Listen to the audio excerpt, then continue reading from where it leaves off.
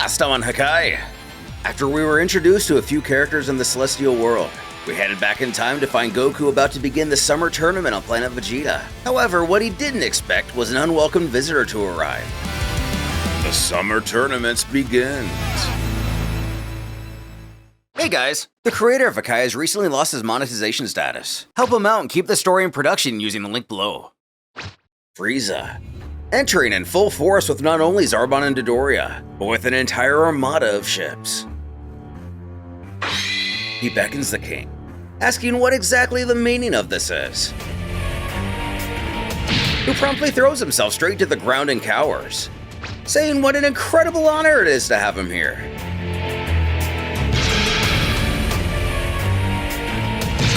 As everyone else is completely frozen with shock. King Vegeta scowls, asking what they're doing. They must bow before the great Frieza. The crowd quickly realizing it too. Everyone immediately begins to kneel in his overwhelming presence.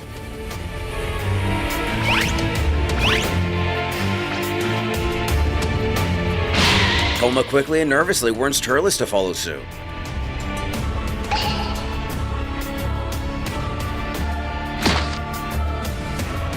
Asking just what's going on. Baja remembers he didn't live among civilization, so he wouldn't know. That's Frieza, the creature who rules the entire universe. The Saiyans serve directly under his army. Goku knows the Saiyans served Frieza, but he didn't imagine they were actually this terrified of him. As they all quietly wonder what that bastard wants here. It can't be anything good.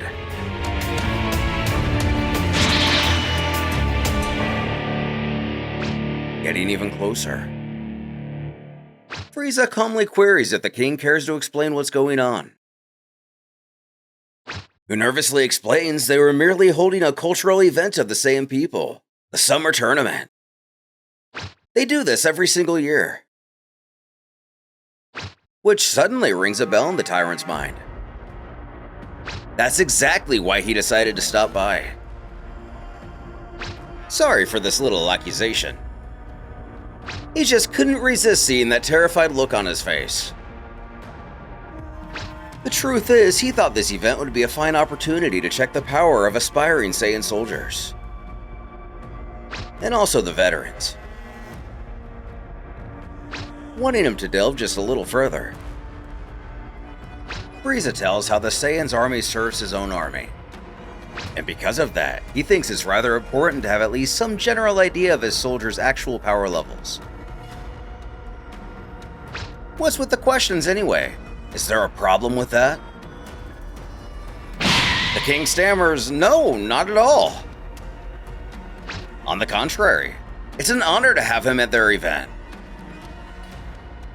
Happy with that response. Then if Vegeta doesn't mind, he will take a seat here with his soldiers while he continues the show. And so, despite the unfortunate surprise, the event continued. Ladies and gentlemen, the summer tournament is about to begin!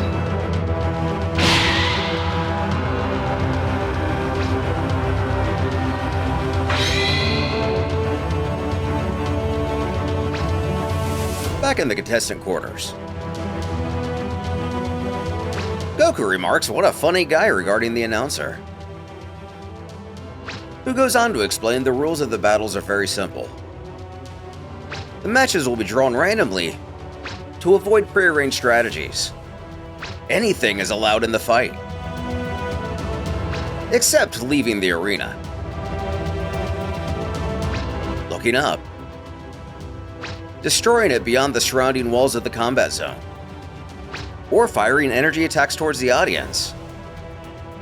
Whoever does those things will be disqualified and may even face a death penalty depending on the damage caused. The match ends when one of the competitors surrenders, falls unconscious, or ends up being killed. To the surprise of Goku, killing is allowed in this tournament? Does that happen often? Bardock confirms this. Saiyan warriors are very proud. They rarely have the courage to surrender in public. And those who do are usually mocked afterwards. The most common outcomes are either knockout or someone being killed. Swiping over to Frieza, he's looking forward to what kind of entertainment the Saiyan tournament has to offer him.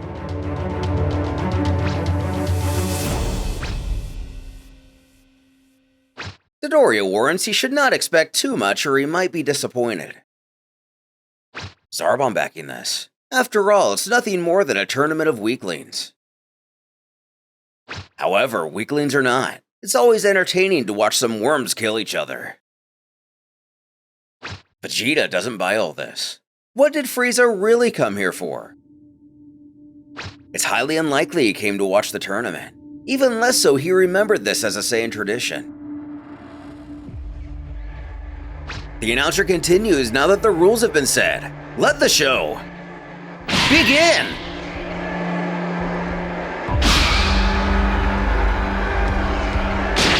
As the crowd roars, even a contest of this scale is enough to get Goku pumped.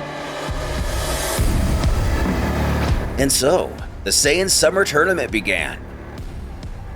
Dozens of matches take place, some short and easy, while others are longer and tougher.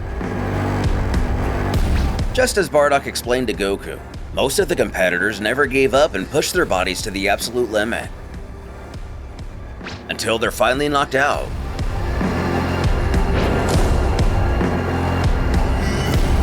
Or end up being killed.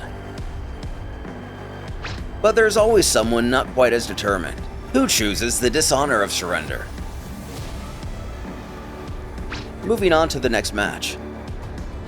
The announcer declares this one's going to be very interesting.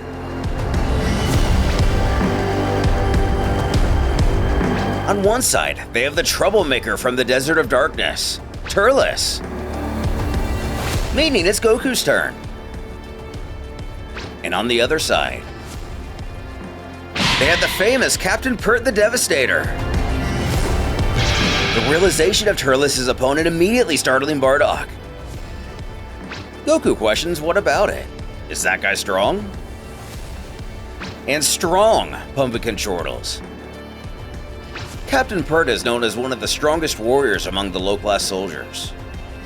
He's called Pert the Devastator because when he goes on planet conquest missions, he usually tells his entire squad to stay back and let him devastate the populations of entire planets by himself. Borgo's chiming in, he wanted to take down Turles himself after what he did to him. Looks like he won't get his chance.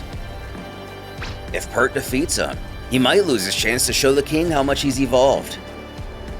And if he's disappointed, that could be the end of both of them. Goku assures he can relax. He's trained a lot. And he's sure he'll finish this guy off in no time. Causing Faja to throw up her hands in resignation. This guy's got no sense at all.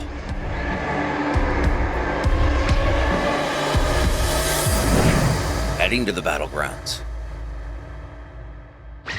Pert cracks his fingers and vows to crush Turles in 5 seconds. He's sure the king will be very pleased and will promote him.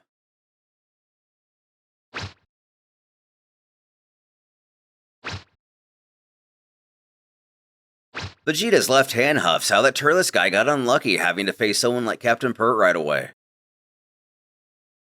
The king doesn't care. If he can't show more than just cheap tricks, he will have him executed right here if Pert doesn't do it first.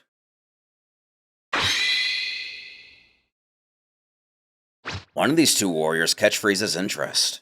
He beckons Vegeta.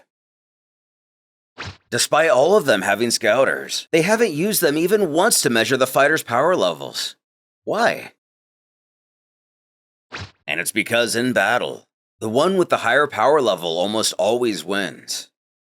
So knowing everyone's power beforehand would ruin the surprise. Who almost agrees. That logic makes some sense, but he'd still rather know.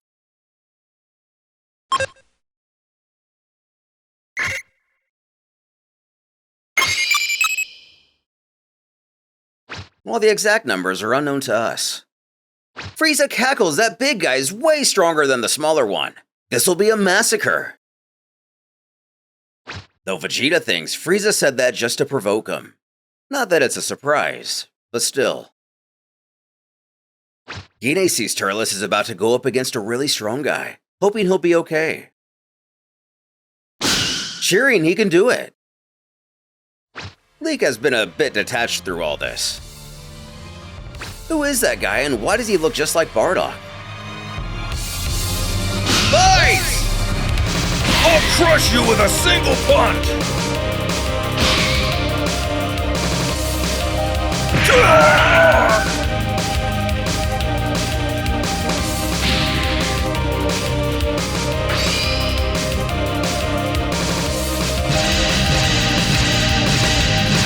Goku taking no tact and just one-shotting his foe.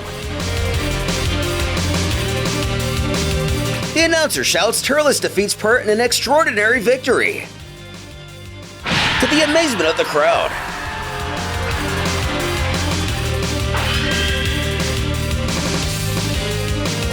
Even more to the amazement of Bardock and his crew.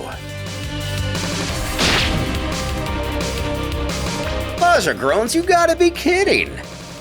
Pert was defeated with just one hit! Orgo's calling over to his leader. What kind of training did Turles go through? What's Turles' power level now? Did he get to measure it? But the truth is, he doesn't know how that idiot's trained. And from the power he measured before the tournament, he shouldn't be stronger than Pert.